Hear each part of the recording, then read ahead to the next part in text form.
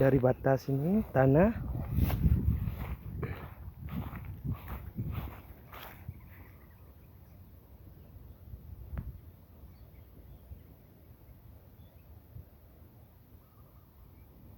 Nah, dari tadi batok tadi lurus terus tanahnya.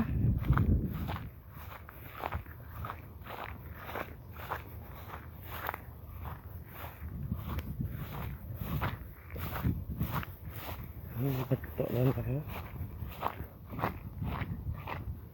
Agak kita belok sedikit karena kondisi yang ada yang duduk, makanya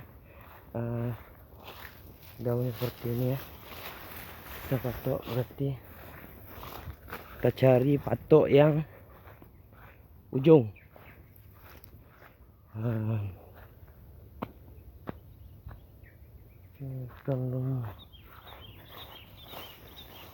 Mana batok ya?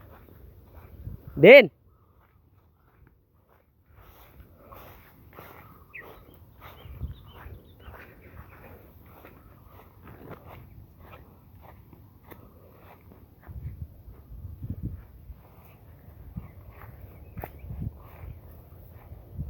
Nih. Kita cari batok dulu. Ujung. Sampai tangguh nih.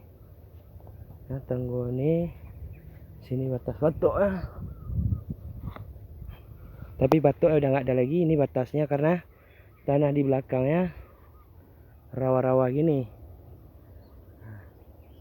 Rawa-rawa gini ya. Ini. Sayang. Kondisi. Ini ya. Ini tanah saya nih. Dari ujung sana sampai ujung sini. Ini batas. Di belakangnya langsung rawa. Nggak ada tanah lagi orang ya. Nah, dari ujungnya pokok gede ini pokok gede ini, tanda ini bawah ya, sampai ke ini tanah.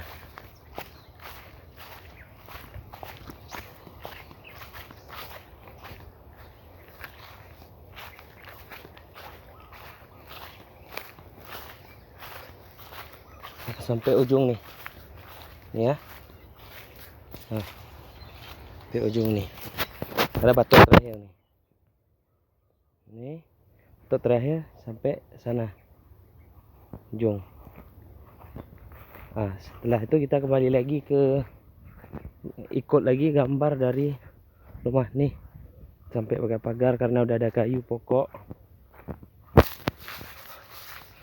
Nggak bisa kita lewat juga, takut nanti ada ular.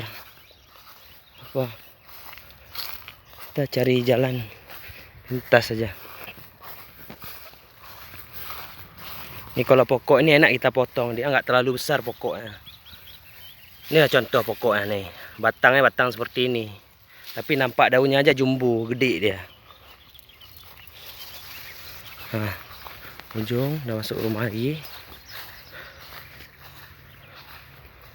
Ujung.